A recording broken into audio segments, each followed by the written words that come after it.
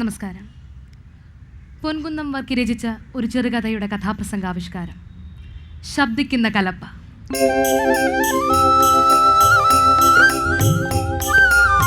നോക്കെത്താ ദൂരത്തോളം പരന്നു കിടക്കുന്ന പാടശേഖരം. സൂര്യൻ ഉദിക്കുന്നതിന് മുൻപേ ആ കർഷകർ അവിടെ പണി ആരംഭിച്ചു കഴിഞ്ഞു. അവരിൽ പ്രധാനിയാണ് ഔസേപ്പ് ചേട്ടൻ. പ്രയത്നശാലിയായ ഒരു തികഞ്ഞ കർഷകൻ. ഒരു കണ്ടം പൂട്ടിക്കഴിയുമ്പോൾ അടുത്തതിലേക്ക്, അവിടെ നിന്നും തൊട്ടടുത്ത കണ്ടത്തിലേക്ക്. അധ്വാനം മാത്രം കൈമുതലായുള്ള ആ കർഷകർ ഔസേപ്പ് ചേട്ടന്റെ നേതൃത്വത്തിൽ മുന്നേറുകയാണ്. തളരാതെ പതറാതെ മുന്നോട്ട്, മെയ്തളർന്ന് മണ്ണൊരുക്കി മുന്നോട്ട്, വിത്തെറിഞ്ഞ് വിളവെടുത്ത് മുന്നോട്ട്, ഉത്തരിക്ക് വഴിയൊരുക്കി മുന്നോട്ട്. ഔസേപ്പ് ചേട്ടന്റെ അധ്വാന വേഗത ആരെയും അമ്പരപ്പിക്കുന്നതാണ്. പക്ഷേ ഇത് ഔസേപ്പ് ചേട്ടന്റെ മാത്രം കഴിവല്ല. കൃഷിപ്പണിയിൽ അദ്ദേഹത്തിന്റെ സന്തത സഹചാരിയായ ഒരാളുണ്ട്, കണ്ണൻ. കണ്ണൻ എന്ന കാള. ഔസേപ്പ് ചേട്ടന്റെ മനസ്സറിഞ്ഞ് പ്രവർത്തിക്കാൻ അവനറിയാം. ഔസേപ്പ് ചേട്ടനും ഭാര്യ മറിയച്ചേടത്തിയും മകൾ കത്രീനയും അടങ്ങുന്ന ആ കൊച്ചു കുടുംബത്തിലെ 4ാമത്തെ അംഗമാണ് കണ്ണൻ. എവിടെയെങ്കിലും പോയി തിരിച്ചു വന്ന് മുറ്റത്ത് കയറിയാലുടൻ അയാൾ നീട്ടി വിളിക്കും, കണ്ണാ. വിളി കേൾക്കേണ്ട താമസം ആ കാളയുടെ നീട്ടിയുള്ള അമറൽ മറുപടിയായി വരും. അയാൾ അടുത്തു വരുന്നത് വരെ തല ഉയർത്തിപ്പിടിച്ച് ചെവി കൂർപ്പിച്ച് അവൻ നോക്കി നിൽക്കും. സ്നേഹത്തോടെ ആ ശരീരം തടവുന്ന ഔസേപ്പ് ചേട്ടനെ കണ്ണനും നക്കി തുടങ്ങും. ആ ശരീരത്തിലെ വിയർപ്പിന്റെ ഗന്ധം അവനേറെ പ്രിയമാണ്. ദിവസങ്ങൾ ഒന്നൊന്നായി കഴിഞ്ഞു. കന്നിക്കൊയ്ത്തും മകരക്കൊയ്ത്തും പലകുറി കടന്നുപോയി. അന്ന് പണി കഴിഞ്ഞ് ഔസേപ്പ് ചേട്ടനും കണ്ണനും വീട്ടിലെത്തിയപ്പോൾ നേരം ഇരുണ്ടു തുടങ്ങിയിരുന്നു. കത്രീന കണ്ണനെ തെക്കുവശത്തെ പ്ലാവിൽ കെട്ടി. മറിയച്ചേടത്തി ഔസേപ്പ് ചേട്ടൻ്റെ അടുത്ത് ചെന്നു. പിന്നെ ഇന്ന് ആ ദല്ലാള് വന്നിരുന്നു. കത്രീനയ്ക്ക് വന്ന ആലോചനയുടെ കാര്യത്തിൽ നമ്മൾ രണ്ടിലൊന്ന് പറയണമെന്നാ. നീ എന്നാ മറിയേ ഈ പറയുന്നേ? പൊന്നോ പണമോ ഒന്നും കരുതാതെ നമ്മൾ എങ്ങനാ വാക്ക് പറയുന്നത്? എന്നായെങ്കിലും വഴി കണ്ടേ ഒക്കത്തുള്ളൂ. പെണ്ണിന് പ്രായം കൂടിക്കൂടിയാ വരുന്നത്. എന്നാ വഴിയാടി? നമുക്ക് നമ്മുടെ പാടം പണയം എഴുതിയാലോ? മറിയേ, ആകെയുള്ള കണ്ടം, ഇന്നുവരെ നമുക്ക് അന്നം തന്നിരുന്ന കണ്ടം പണയം എഴുതാനോ? അല്ലാതെ വേറെന്താ മാർഗം? സാവകാശം ആലോചിച്ചപ്പോൾ മകളുടെ വിവാഹം നടക്കണമെങ്കിൽ ഒരേ ഒരു മാർഗം ഇത് മാത്രമാണെന്ന് ആ പിതാവിന് ബോധ്യമായി. അടുത്ത ദിവസം തന്നെ പണയക്കരാർ എഴുതി. കിട്ടിയ കാശുകൊണ്ട് സ്ത്രീധനത്തിന്റെ കാര്യം ഉറപ്പാക്കി. കല്യാണ ചെലവിലും തുണിത്തരങ്ങൾക്കുമൊക്കെയാ ഇനിയും വേണ്ടേ പണം? അതിന് എവിടെന്നാ? ഇത് ഞാൻ വിഷമിക്കാതിരുന്ന ഞാനൊരു കാര്യം പറയാം. എന്നാ കാര്യം? പാടമില്ലെങ്കിൽ പിന്നെ നമുക്ക് എന്തിനാ കാള? നമുക്ക് കണ്ണനെ ആർക്കെങ്കിലും വിൽക്കാം. മറിയേ! ഭാര്യയുടെ ആ വാക്കുകൾ ഒരു ചാട്ടുളി പോലെ അയാളുടെ നെഞ്ചിലേക്ക് തുളച്ചു കയറി. കണ്ണനെ? എന്റെ കണ്ണനെ വിൽക്കാനോ? മനുഷ്യനെ വിൽക്കാൻ കഴിഞ്ഞിരുന്നെങ്കിൽ, എന്നെ ആരെങ്കിലും വിലക്ക് വാങ്ങുമായിരുന്നെങ്കിൽ ഞാൻ അതിന് തയ്യാറായാനെ. പക്ഷേ എന്റെ കണ്ണനെ? തളർന്ന ശരീരവും വിങ്ങുന്ന ഹൃദയവുമായി ആ സ്നേഹശീലൻ ഒടുവിൽ തോറ്റുകൊടുക്കുക തന്നെ ചെയ്തു. കണ്ണന്റെ കയർ കൈമാറ്റം നടക്കുമ്പോൾ ഔസേപ്പ് ചേട്ടൻ അവിടെ നിന്നില്ല. കയറിലെ പിടിമുറുകിയപ്പോൾ അവൻ ദയനീയമായി ഒന്ന് മാറി. തന്റെ രക്ഷിതാവിനെ കാണാൻ തല ഉയർത്തി അവൻ അവിടെയെല്ലാം നോക്കി. ഈ സമയം തെക്കേ പ്ലാവിനെ കെട്ടിപ്പിടിച്ചുകൊണ്ട് നിറകണ്ണുമായ ആ മനുഷ്യൻ നിൽപ്പുണ്ടായിരുന്നു. നെഞ്ചിൽ നെരിപ്പോടുമായി, അവനെ ഒന്ന് യാത്രയാക്കാൻ പോലും ആകാതെ. യാത്രയായി കണ്ണൻ യാത്രയായി, ഇടനെഞ്ചിൽ വേദന ബാക്കിയായി, കൂരിരുൾ മൂടുന്നു കണ്ണുകളിൽ, പടിയിറങ്ങുമ്പോൾ ഞാൻ ഏകനായി. വേദന നിറഞ്ഞ ആ കൃഷിക്കാരന്റെ ജീവിതം മെല്ലെ മുന്നോട്ട് നീങ്ങിക്കൊണ്ടിരുന്നു.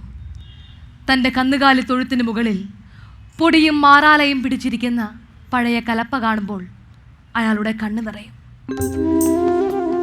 കണ്ണനെ പോലെ ഒരു കാളയും 4-5 ഏക്കർ നിലവും ഈ കലപ്പയും എൻ്റെ ജീവിതത്തിലേക്ക് ഇനി എന്നെങ്കിലും തിരിച്ചു വരും. മാസങ്ങൾ കഴിഞ്ഞു. കത്രീന പ്രസവിച്ചു. ഒരാൺകുഞ്ഞ്. വല്യപ്പച്ചനും വല്യമ്മച്ചിയുമായതിൻ്റെ സന്തോഷത്തിലാണ് ഔസേപ്പിയേട്ടനും മറിയ ചേട്ടത്തിയും. പ്രസവാനന്തര മര്യാദകളോടുകൂടി മകളെയും കുട്ടിയെയും നാളെ ഭർത്താവിൻ്റെ വീട്ടിലേക്ക് പറഞ്ഞയക്കണം. പൊന്നും പൊടിയുമൊന്നുമില്ലെങ്കിലും ഒരു വെള്ളിയറഞ്ഞാണമെങ്കിലും വേണം. ഒരു കുട്ടിയുടുപ്പും. കത്രീനയ്ക്ക് മുണ്ടും ചട്ടയും വാങ്ങണം. പക്ഷേ ഇതിനൊക്കെ പണം എവിടെ? എൻ്റെ മനുഷ്യനെ, നിങ്ങളിങ്ങനെ മുനിയെപ്പോലിരിക്കാതെ ഒന്ന് എഴുന്നേറ്റേ. പെണ്ണിനെ നാളെ പറഞ്ഞയക്കേണ്ടേ? ഞാനൊരു ചിട്ടി നടത്തുന്നുണ്ടായിരുന്നു. ദൈവകൃപ കൊണ്ട് അത് ഈ മാസം നമുക്ക് തന്നെ കിട്ടി. ആ പണം എൻ്റെ കയ്യിലുണ്ട്. നിങ്ങളൊന്ന് കോട്ടയം വരെ പോ, ആവശ്യമുള്ളതൊക്കെ വാങ്ങിക്കേ. ഔസേപ്പിയേട്ടൻ ആശ്വാസമായി. തൻ്റെ ഭാര്യയുടെ കാര്യപ്രാപ്തിയിൽ അയാൾക്ക് അഭിമാനം തോന്നി. ഔസേപ്പിയേട്ടൻ അന്ന് തന്നെ കോട്ടയം ടൗണിലെത്തി. നോമ്പ് വീടലിൻ്റെ കാലമായതിനാൽ ടൗണിലൊക്കെ നല്ല തിരക്ക്. 1-2 കടകളിൽ കയറി. ജൗളിക്കൊക്കെ എന്നാ വിലയാ. എന്തായാലും വിലക്കുറവ് എവിടാന്ന് നോക്കാം. നടന്ന് അയാൾ മുനിസിപ്പാലിറ്റി കെട്ടിടത്തിൻ്റെ മുന്നിലെത്തി. അവിടെ കുറേ കാളകളെ നിരനിരയായി കെട്ടിയിട്ടിരിക്കുന്നു. എല്ലും തോലുമായ കോലങ്ങൾ. എല്ലാത്തിൻ്റെയും ശരീരത്തിൽ മുനിസിപ്പാലിറ്റിയുടെ കറുത്ത മരണമുദ്ര. അടുത്ത ദിവസം കശാപ്പ് ചെയ്യേണ്ട ഉരുക്കളാണവ. ആവുന്ന കാലത്ത് അറുതിയില്ലാതെ പണിയെടുത്ത് അവശരായപ്പോൾ നിന്ദയ്ക്കും ക്രൂരതയ്ക്കും വിധിക്കപ്പെട്ട ആ പാവങ്ങളെ ഔസേപ്പിയേട്ടൻ നോക്കി നിന്നു. പെട്ടെന്നാണ് ആ കണ്ണുകൾ ക്ഷീണിച്ചവശനായി തലകുനിച്ച് നിൽക്കുന്ന ആ കാളയിൽ പതിഞ്ഞത്. അയാളൊന്ന് ഞെട്ടി. കണ്ണാ! ഒറ്റ കുതിപ്പിന് അയാൾ അവന്റെ അടുത്തെത്തി. ആ വിളി കേട്ടതും തളർന്നു നിന്ന കണ്ണൻ തല ഉയർത്തി ചെവി കുറിപ്പിച്ച് ചുറ്റും നോക്കി. മോനെ, നീ എന്നെ അറിയുമോടാ? ഈ നിലയിലാണല്ലോടാ നിന്നെ കാണേണ്ടി വന്നത്. ആ മൃഗത്തിന്റെ തല സ്വന്തം നെഞ്ചോട് ചേർത്ത് അയാൾ ആ പുരികത്തടവും നെറ്റിയും തലോടി. ആ വൃദ്ധന്റെ കണ്ണിൽ നിന്ന് മുതിർന്ന കണ്ണുനീർ ആ മൃഗത്തിന്റെ നെറ്റിയിൽ പതിച്ചു. കണ്ണൻ ശബ്ദം താഴ്ത്തി ഒന്നമറി. ആത്മബന്ധത്തിന്റെ കണ്ണുനീർ ചാലിൽ മൗനത്തിൽ ചാലിച്ച പരിഭവങ്ങൾ കാലമകറ്റിയ ആത്മാക്കളിൽ സ്നേഹത്തിൻ താരാട്ട് തേങ്ങലായി. നേരം ഇരട്ടിയിട്ടും തിരിച്ചെത്താത്ത ഔസേപ്പിയേട്ടനെ കാത്ത് വഴിക്കണ്ണുമായി നിൽക്കുകയാണ് കത്രീന ചേട്ടത്തി. തൊട്ടടുത്ത് തന്നെ മകളുമുണ്ട്. താഴെ ഒരു വെള്ളായം കണ്ടു. അമ്മേ, ദേ അപ്പം വരണുണ്ട്. ഔസേപ്പിയേട്ടൻ തന്നാണോ? അങ്ങേ വീട്ടിലെ തയ്യൽക്കാരൻ മാത്തു വിളിച്ചു ചോദിച്ചു. ചട്ട രാത്രി തന്നെ തയ്ച്ചു തരാമെന്ന് അയാൾ ഏറ്റിരിക്കുകയാണ്. മുണ്ടും ചട്ടത്തുണിയും കാണാൻ കൊതിച്ചു നിന്ന ആ കണ്ണുകൾക്ക് മുന്നിലേക്ക് ഔസേപ്പിയേട്ടൻ മെല്ലെ കടന്നു വന്നു. കൂടെ കണ്ണനും. അമ്മേ, ദേ കണ്ണൻ. മനുഷ്യ, തുണി എവിടെ? തുണി എവിടെയെന്ന്? നിങ്ങൾ എന്ത് കൊലച്ചതിയായി ചെയ്തത്? ഒരു ചാവാലി കാളയ്ക്ക് വേണ്ടി കുടുംബത്തിന്റെ മാനം കളഞ്ഞില്ലേ? എന്റെ കർത്താവേ! മറിയ ചേർത്തി മാറത്തടിച്ച് നിലവിളിച്ചു. അപ്പനിത് എന്നോട് ചെയ്യുമെന്ന് ഞാൻ ഒരിക്കലും കരുതിയില്ല. ഇനി എന്റെ അമ്മായിയമ്മയുടെ നാത്തൂമാരുടെ മുഖത്ത് ഞാൻ എങ്ങനെ നോക്കും? നിന്നെ പോലെ തന്നെയാ എനിക്കിവനും. കശാപ്പുകാരന്റെ കയ്യിൽ. ആ വാക്കുകൾ പൂർത്തിയാക്കാൻ അയാൾക്ക് കഴിഞ്ഞില്ല. ആ രാത്രി അതിക്രൂരമായിരുന്നു. ഒരു പോള കണ്ണടയ്ക്കാതെ രാത്രിയുടെ ഓരോ യാമങ്ങളും അവർ തള്ളി നീക്കി. നേരം പുലർന്നു. ഔസേപ്പിയേട്ടൻ കണ്ണന്റെ അടുത്തെത്തി. അവന്റെ കിടപ്പ് കണ്ട് അയാളുടെ ഉള്ളൊന്ന് പിടഞ്ഞു.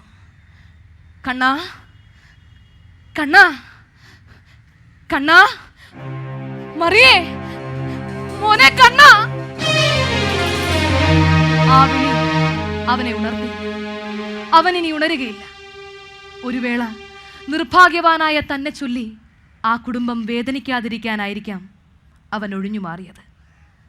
കന്നുകാലിത്തൊഴുത്തിന് മുകളിൽ പഴയകാലത്തിൻ്റെ സ്മരണ ഉണർത്തി പൊടിയും മാറാലയും പിടിച്ചിരിക്കുന്ന ആ പഴയ കലപ്പയിലിരുന്ന് ഒരു പല്ലി എന്തൊക്കെയോ ചിലച്ചു. നമസ്കാരം.